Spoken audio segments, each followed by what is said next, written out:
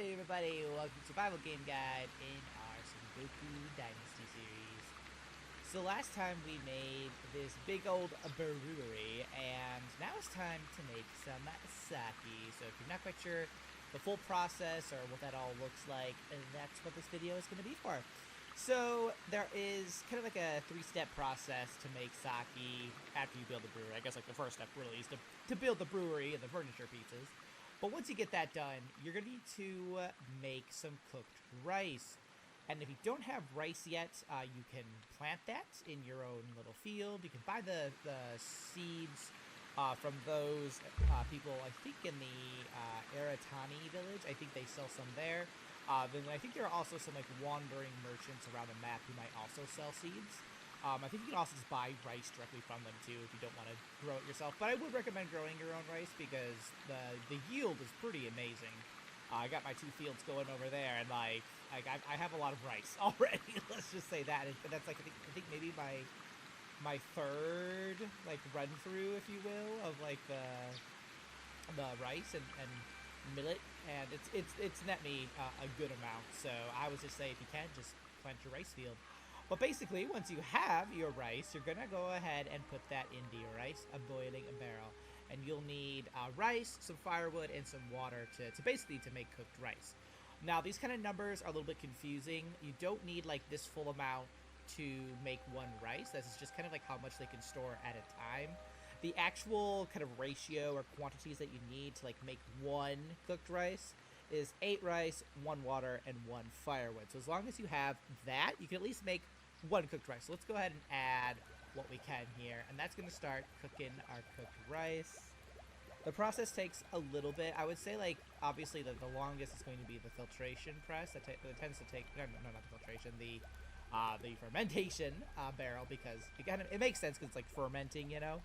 So, but we've got one ready already. We'll wait for this one because it's almost done. We'll just bring that over to the next step. So we have, okay, there we go. Let's go ahead and grab that. So we have our 2 cooked rice.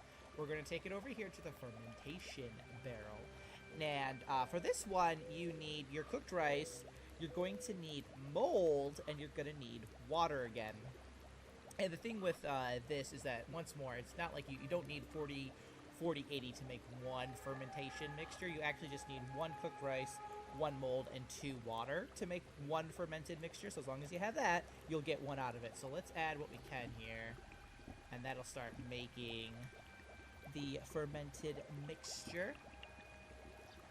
And this one, like I said, this process takes a while, just because, you know, it's fermenting, so it makes sense. Fermentation is a very long process. But if you're not sure where to get this mold, you actually get it when you grow your rice. It's kind of like a byproduct. So you don't have to worry about like buying that or making that extra. You really just need to go farm your rice, and you'll get a bunch of mold in the process. So it's kind of nice, a little thing that it does there. Just kind of like takes care of that for you. For about, what, like half-ish way-ish? I guess so. Something like that. Now, the really nice thing is that this process, like, this is, like, really it when it comes to resources, because the product that you get from this guy is what you're going to put right inside here. And this is the bit that actually makes the sake. It basically filtrates the little fermented mixture, gets all the nasty little greens and stuff out of it, and just leaves you with some nice, smooth sake. So, the more, like, resource expensive part is, like, these 2 guys. And I would say even really, like, the rice boiling is probably the most, just because you're gonna have to get, like, some firewood from that, and some water, too, obviously. Oh, I think we have 1 ready. There we go. All right, we'll take that out. We're gonna add some more of these resources just to kind of get that going. So we have our 1. We'll go ahead and put that in here just so that can start that process. There we go. We can see that this is actually a lot faster. It goes through the rocks there pretty quickly.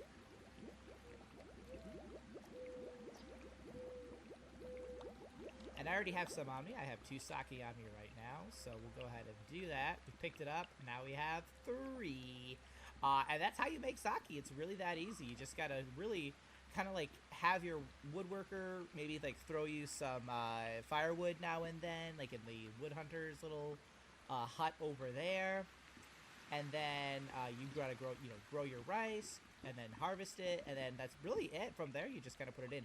Now, I will say, if you plan on not making the sake yourself, but having like a worker do it, just make sure that you do have a beverage station or or more like a beverage storage building, really, built and ready for use, because they're gonna need to pull water from that to put into the rice boiling barrel and the fermentation barrel. So you could probably maybe put it in manually, but they're going to be expecting to draw that from that station. So just make sure you have that available. And that's also where they're going to store the sake.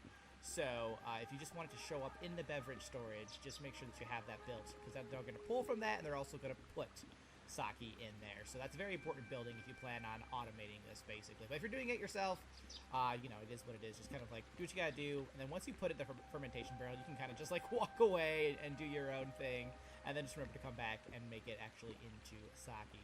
But that is how you do it. It's really that easy. As long as you get your rice farm going, and you have some firewood. Like it's as simple as that. So pretty awesome. And then you can go ahead and sell that, or you can just give it to your workers and let them have a good time, a little bit of a break, which is, I feel like, well deserved. And that's about it. So thanks so much for watching, guys. I'll see you in the next one. Until then, keep surviving and keep thriving.